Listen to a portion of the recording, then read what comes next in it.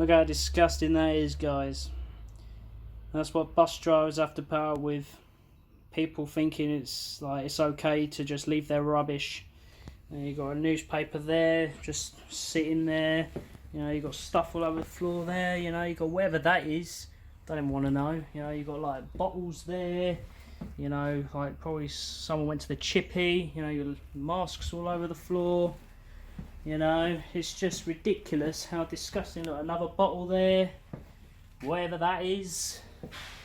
You know, it's ridiculous. It's absolutely ridiculous how disgusting. This is just the upstairs. It's ridiculous, man.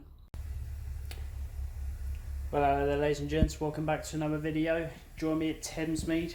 And that little segment you saw earlier, yeah, that was on my bus the other day. So I'm filming this a little bit late, but you know, I kind of forgot about the video. But yeah, what you saw at the beginning of the video, that was mess that someone left.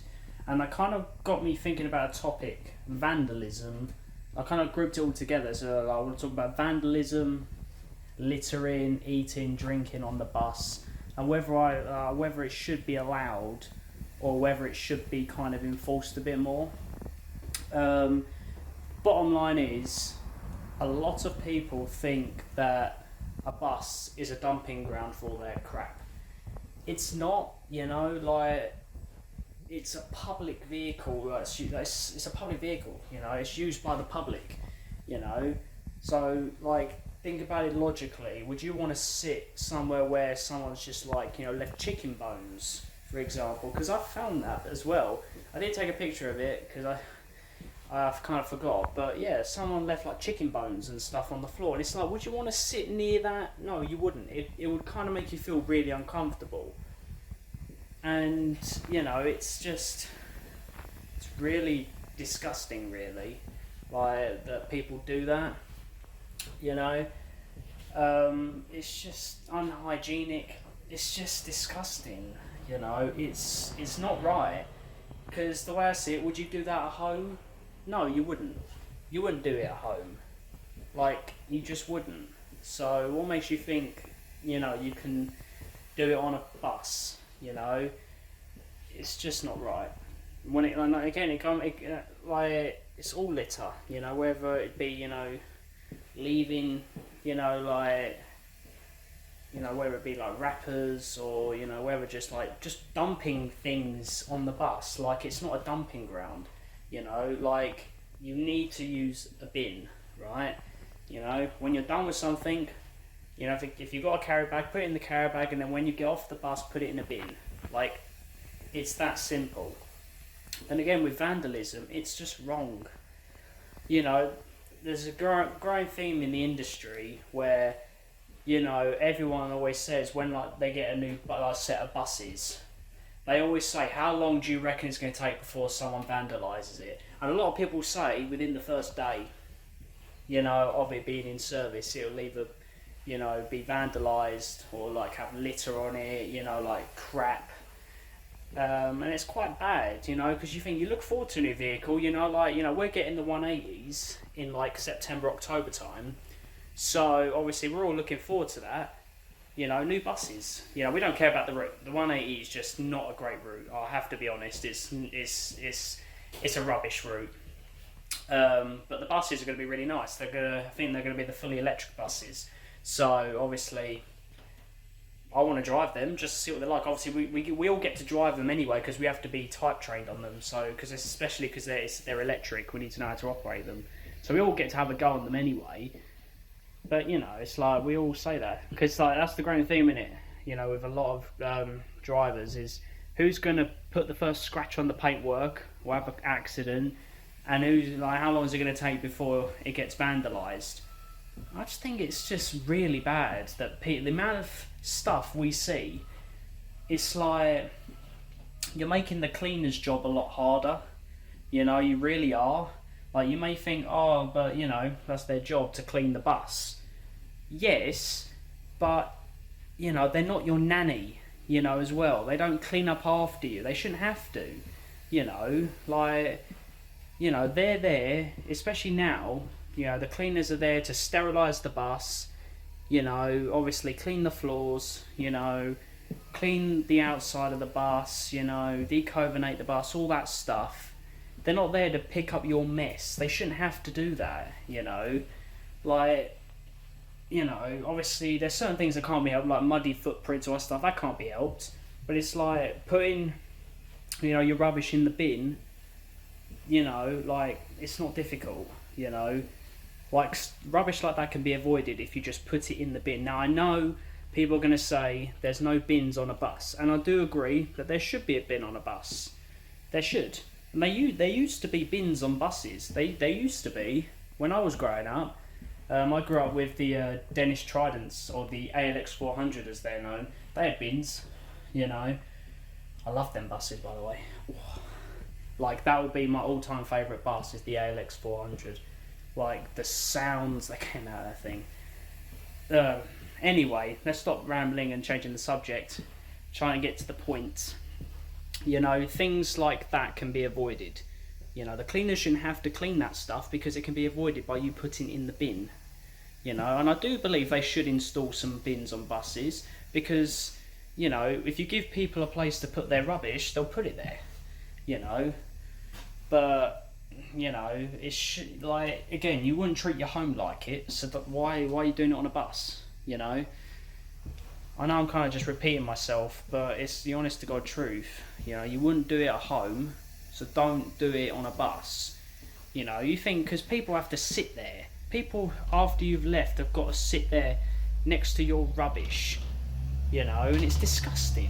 That's the one thing I always, like, don't like is, you know, having to sit next to people's rubbish, you know.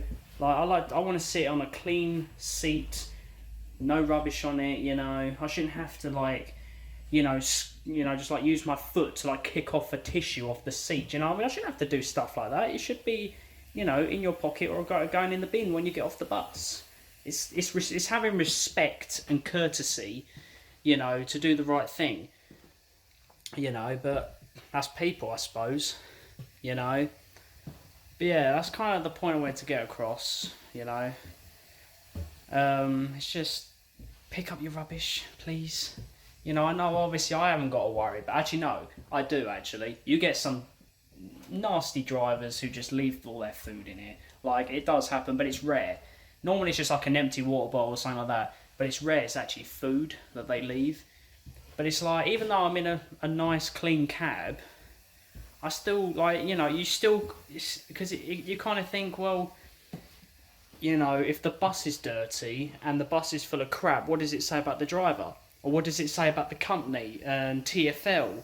You know, it's about image, you know, it's about having a good image, you know, saying our buses are clean. They're not only clean for the air, but they're clean for people to sit in, you know, and walk around in, you know. It's about keeping a good image for the company, and, you know, and it's just because you'll get passengers come up to you, like, I think I had one passenger do that, where they're like, this bus is disgusting. They literally said that to me. And I was like, I'm sorry, you know, like, I agree. I had to agree with her, because, one, how can I lie? Because it is. And two, it's the truth. Like, you know, I don't want to be driving a vehicle that's just full of, you know, like, eating food, and it just makes it look scummy, you know? Like, yeah.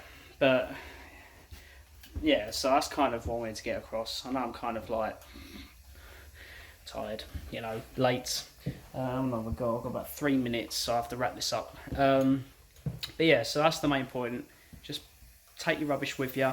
Yeah, you know, like, just try and keep the buses clean. Obviously, we'll try and do the best that we can, and, you know, if you do your bit as well, it makes it a lot easier. I'm not just blaming it all on passengers, because the driver can, you know, like, pick up newspapers and put them somewhere neat, you know, and stuff like that. So yeah. But apart from that, what else? Anything happened today? I had a really short first half today. I'm on the second half. I just started. Time is 19:31. So I'm about to go out. I've got about 2-3 minutes, so I need to wrap this up quick. But my first half was literally taking the bus from Plumstead to Thamesmead, then doing Thamesmead to Peckham, and then I ran dead from Peckham all the way back to the garage. So it was a really quick first half, which was actually really nice.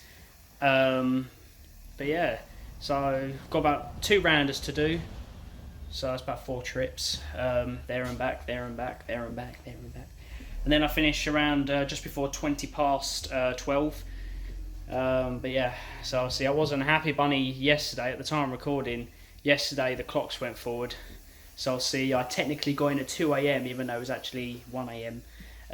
So obviously I lost an hour's sleep. So I was a bit tired this morning. But yeah, like, God, it's really dark. I need to get into some light.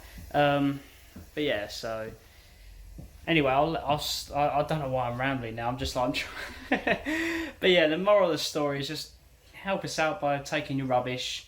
That would be really great. But yeah, so I'm gonna leave it there. I don't know if I'll vlog a bit more tonight and add it onto this video to make it a little bit longer. We'll have to see how it goes, how much time I get on the stand. Well, I tempted fate, didn't I? I said I might have something at the end of the vlog just to obviously flesh out the video a bit more. Oh my god. So this is the trip after I did my video. So this is the trip I was at Thamesmead. I've just arrived at Peckham now. Oh my god. I honestly had to deal with the worst drunk I have ever seen. He's honestly so lucky the police weren't called. I mean, he was swearing, he was calling women the B word, you know, he kept constantly going on about AJ and Tyson Fury and all that. He was so annoying, and like, I picked him up at Deptford Bridge. He was next to 2 like relatively young like teenagers, like obviously they still had a zip card. Yeah, so they were quite young.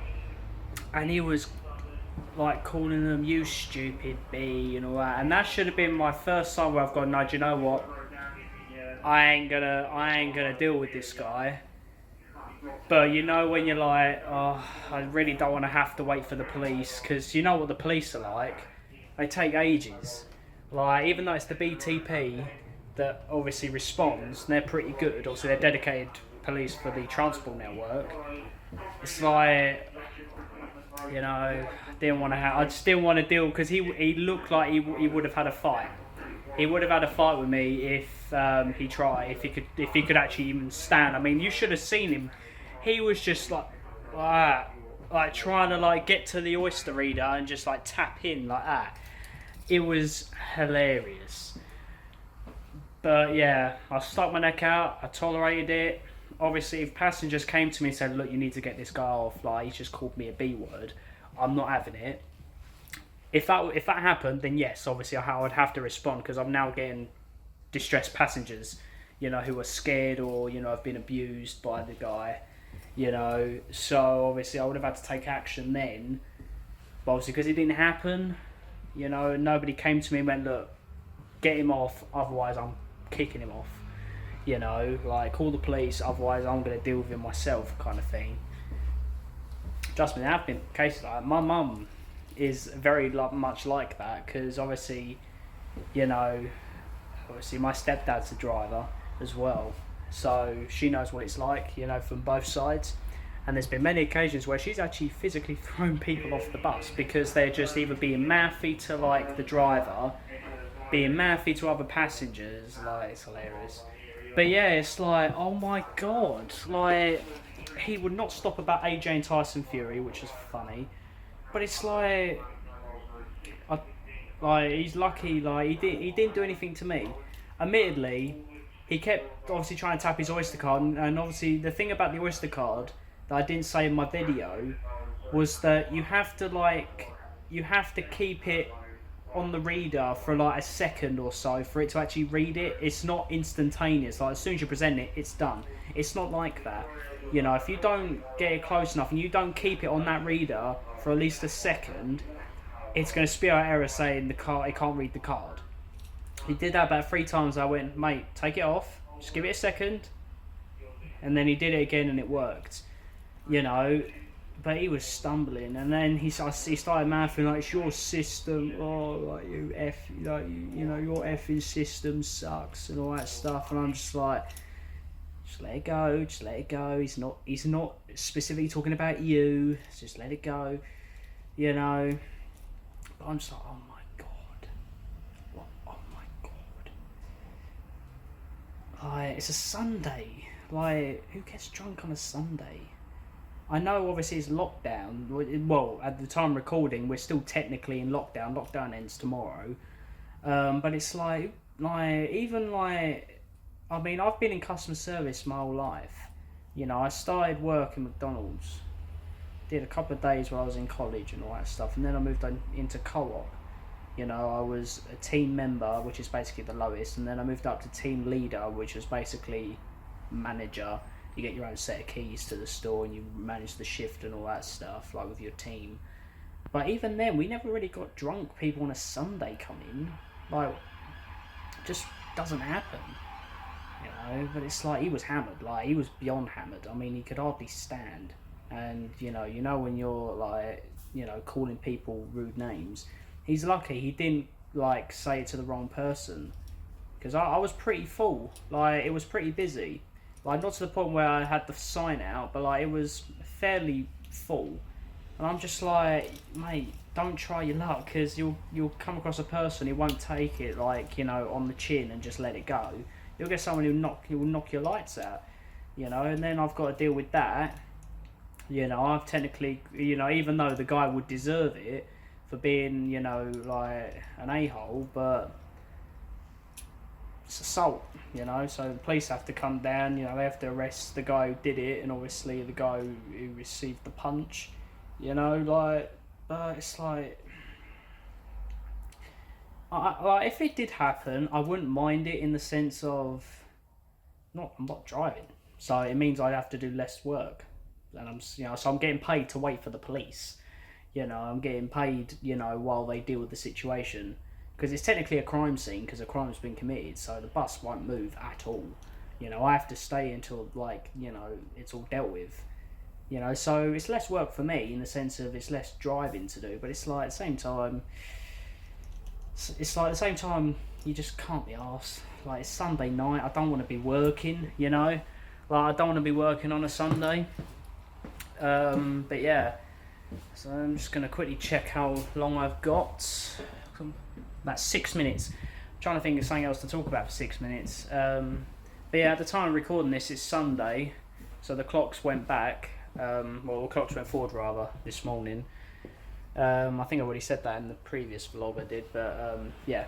So I've only got Monday, Tuesday, Wednesday left, and then I'm off for 5 whole days.